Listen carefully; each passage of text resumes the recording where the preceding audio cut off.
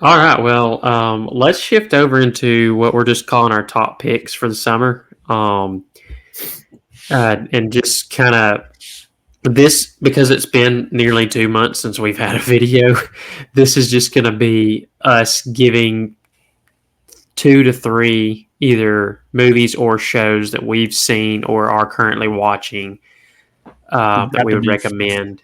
Does that have to be from this year? Or can it be from last year as well? If we just start It watching, can anything. It doesn't have to be something that was made this year. Okay, all right. Because at least all of mine are going to be older, I think. So, okay. All right. I mean, same. Because I go back, because there's a lot of movies I haven't seen. So anytime I get one that someone recommends or I've heard is good, I'll put it down on the list, or I'll make a mental note and I'll go through and watch it, regardless of how old it is, because I just like to watch, entertaining movies. So, but yeah, so all of mine will be various different genres, but they'll be various different years as well. But I think maybe one of them came out last year, but anyway. But we'll just y'all want to just do all years at once, or y'all want to just go one each and then kind of back around the circle? I don't have I don't know that. actually. Not a lot, that I would say. I only got probably like maybe 2 or 3 to say. Well, we'll let you go first, Schultz. You can give us yours and give us a brief explanation as to why. Okay. Yeah. So the first one would be a movie. Actually, it's gonna be The Iron Claw. We watched that probably a month and a half. That's a good movie. Phenomenal movie. So good. Very emotional. It's tragic, but it's very tragic. It really gets to you, especially if you have brothers. I mean, and the fact that they left one brother's death out as well because they thought it was just gonna be like almost unrealistic. It's just crazy, because that's very sad to hear as well. But just the ending, like the music, the chorus going on, and then just him just sitting there with his kid, his 2 boys or whatever. Just like, I don't know, just really, really gets to you. But it was a really good movie. Zac Efron did an amazing job. He was really good. I thought it was one of his better performances. It really was, yeah. And Jeremy Allen White, again, did a great job as well. I mean, he does a great job in The Bear as well. I mean, it's a really good one. All around, yeah, it's just great acting, great story. I mean, tragic. It's tough to watch at times, but it's a really rewarding experience when you get to the end. It is. It really is. Yeah, the build-up does a great job. So that's one of my picks at least. Second pick would be it's a show. We actually just finished it Tuesday. Yeah, we finished it Tuesday actually. Was Fallout. It seen that. Yeah, did you? Maybe I should have gone first. But yeah, maybe after he talks about it, you kind of give your input, so we don't have to go back around. Because I've seen it too, so I'm gonna pipe in a little bit. Yeah, that's fair. I mean, I don't know if you guys ever played the games. I've played basically New Vegas, Fallout 3, Fallout 4, a couple others as well. So like similarities, like the dialogue is just very similar. Like it's spot on almost. That's what I really liked about it. Like just the stuff they're saying to each other is it's out of the blue and just random. You're like, why? Almost. So I don't know anything about Fallout, but after watching the show, just from someone who's outside looking in, I haven't played the games, don't really know anything about it other than it's post-apocalyptic, nukes destroyed the world kind of thing. People live in these bunkers. But to me, from the outside looking in, it felt like a show made for people who love the games. Yeah. And so a lot of it was over my head, but I could appreciate at least. I mean, it looks amazing visually. It does, yeah. I thought the acting was mostly good. And yeah, it's kind of fun, but it's also, I as well, I'd say. Yeah. Yeah, I mean, I think it's very much for adults. Children probably should not watch it at all. Very violent, language, nudity, stuff like that. But I mean, all around the story, I thought it did a good job. I mean, it kept me like wanting more because I was like, oh my god, I want to keep watching another episode, and it's already like 10 o'clock at night, and I'm just like, bro, I have to go to sleep. Only thing that hurt Amazon is they released it all at once. Yeah, literally, if they would have done They like shouldn't have week done after week, they probably would have been trending. But That would've been Netflix has rad. been That would've doing been that rad. for years, and nobody, people still go to Netflix, and but Netflix that still would've been- makes more money than any of the other streaming services. So That's would've fair, been but like I rad. don't know, like the buildup is just like something else though. Like when you have a show that's like week to week, like you're just like you cannot wait like the next week for another episode. It's like I personally prefer the binge model, so I don't have to wait. But I don't know Because I think I kinda wish you don't like the excitement of waiting. no, I do. I mean, it's fine, but it's like I just want to know what happens. I mean, I feel you. That's why I'm going to be thinking about it and thinking about different scenarios that could be happening like throughout the week until it comes out. I don't know. I just wish we would get back to that original like TV show like format that we would always used to watch as like kids and like younger adults, I guess probably. But also another thing about Fallout that I loved really like a ton was Walton Goggins. Dude did such a great He job. was phenomenal. Yeah, Such a great job. Like he did. him and Ella Purnell were the Yeah. two best things really about were. that show. Yeah. So I mean, yeah, for sure a show to watch for adults, like I said, not for children. But that would be my two picks for sure. Well, Drew, did you lose one of your? I guess you lost one of your So I picks got there. two. I had three. Now I got two. But we spent a little time talking about that one, so I think we're good. So one, me and my wife have watched some. She's watched more than I have. It's called Tracker. It's a show. Heard of it? Yeah, I was actually gonna start watching that soon. I heard it was really good. It's kind of so. My wife likes the crime shows, Criminal Minds, Bone, stuff like that. So she likes it's just about this guy that basically goes around the country. That's like a reward seeker. So like somebody goes missing, they'll offer a reward. And he goes and sticks his nose in the middle of it. That's what I like to say. He has to get up and do it. He has to get into a lot of people's business. Yeah. Did what's the guy's name that plays Dean Winchester from Supernatural? I'm blanking on it for some reason. He also voices Batman in a lot of the animated shows. So the one that plays Dean? Yeah, Dean. So Jensen Ackles is one of the yes, Jensen Ackles, yeah. Yeah. Where was I going with it though? Yeah, I think I seen a preview saying that that he was in it apparently, I think in the new season or something like that. But I saw they've done. I'm behind. I haven't gotten to watch it all. So I'm not saying he's not in there, but yeah, he is in there somewhere. But I may have not gotten to him yet. But. Gotcha. Anyway, I've enjoyed what I've got to watch. Ask Johnny, I stay pretty busy. So no, you not at all. The other one that I was gonna say, just because it's summer, I usually try and read more in the summer. I know this is Film Rebel. Johnny, don't cut it out just because it's not a film. It was hard for me to come up with anything. I mean, he stole one. There's a book. It's called The Way of Ronin. Tulam wrote it. If you've watched anything, Ronin Tactics is he runs that company and YouTube channel and all that. But his story, basically, he's from Vietnam. He's born in Saigon, but basically, his mom brought him from Vietnam to here, and he's American hero. He's in the Marines for a long time. It's a good story. The book, it's about defying the odds on battlefields in business and in life. So it's good. Well, you're basically kicked off the channel now for bringing up a book. So congratulations. See you guys. No, I'm kidding. There's been times I've wanted to bring up books too. So it's not a big deal at all. We can stretch the limits. I'm sure video games will come up at some point too. So I thought about a video game. I thought that might have been more appropriate, but not like I've gotten to play a whole lot of those either. So yeah, there's that. Well, I've got probably. Well, I'm gonna try to be brief because there was I thought of 3 movies and 1 TV show that I'm currently watching. So So I'll kind of be brief because none of these are. One of them is relatively new. The other two are not. So,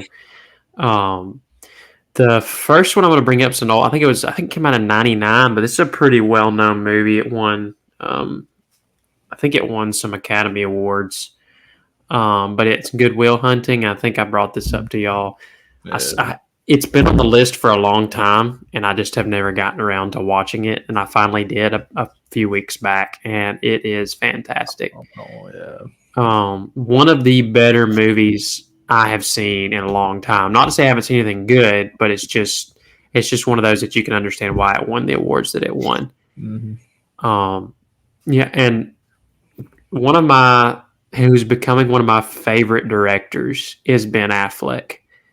He's made a lot of really good and produced a lot of really good movies. And there's a lot of times I'll watch a movie with him in it. And I'm like, man, who produced that? Who directed? And I'm like, oh, he did, And so I don't know.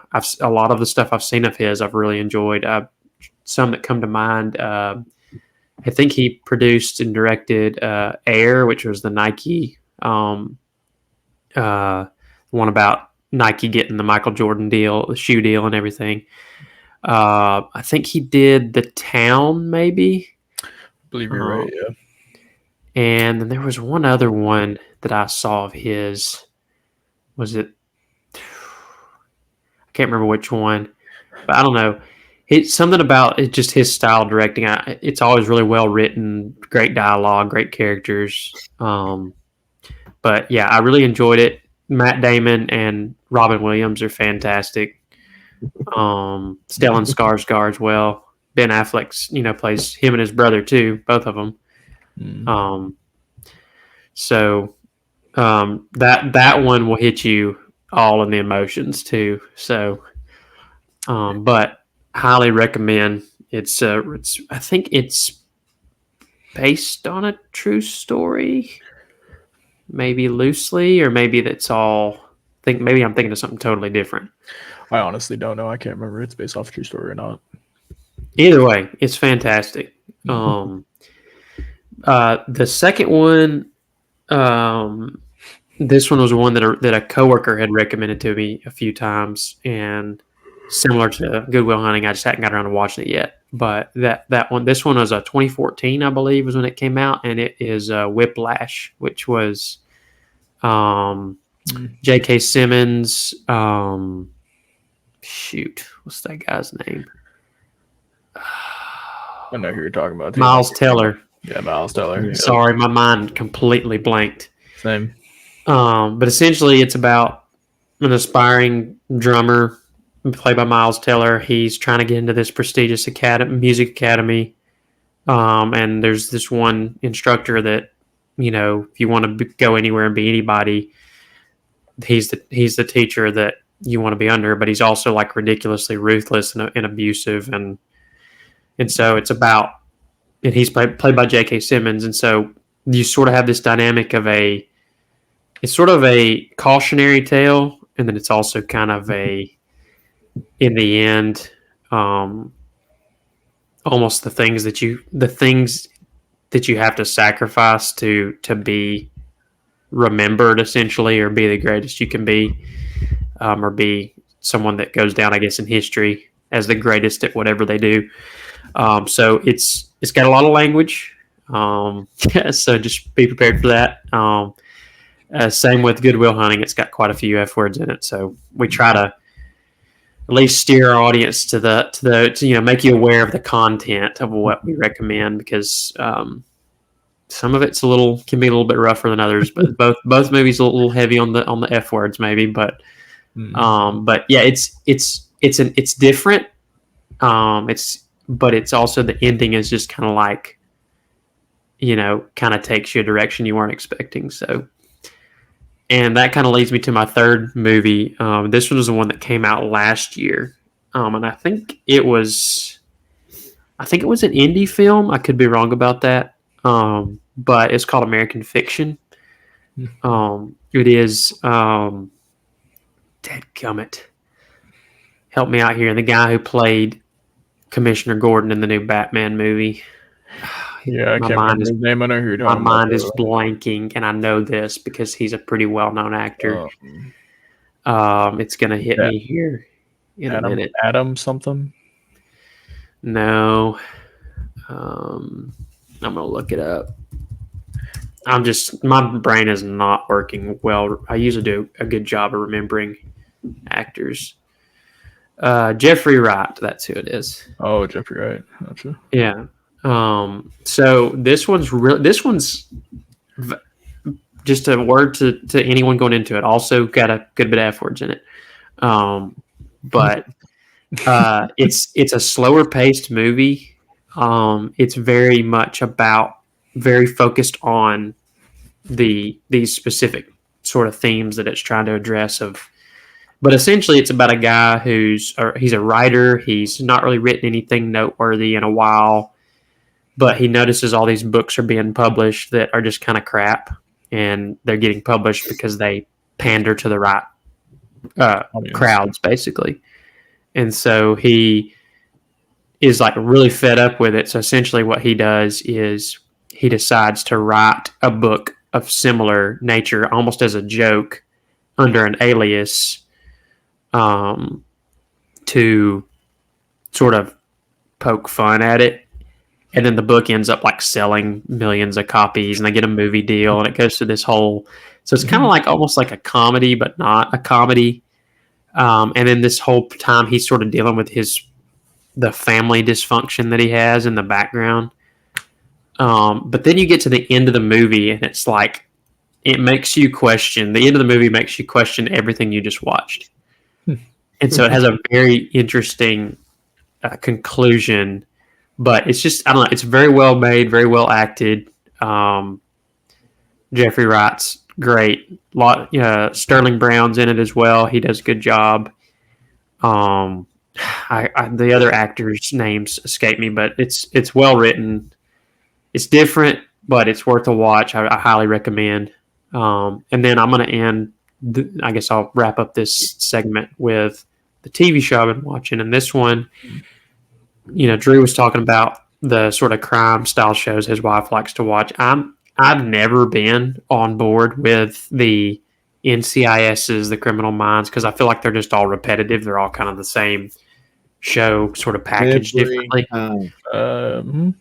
So I was kind of looking for a new show to watch, and I was Googling, best shows on Prime Video, and this is one of the ones that popped up. And so I decided, I'll give it a try. So it happens to be a crime procedural, which is essentially like detective, solves case. That's essentially the show, and different cases that he solves every season. But this one is called Bosch, and it's actually that's just the name of the main character, and it's actually based off a series of books written by I believe Michael Connelly is the author. And it is starring Titus Welliver. I'm going to look him up because I've seen him in other things and I cannot remember. So we would know him from, he's actually in The Town. He plays in the movie The Town, but I've seen him in something else.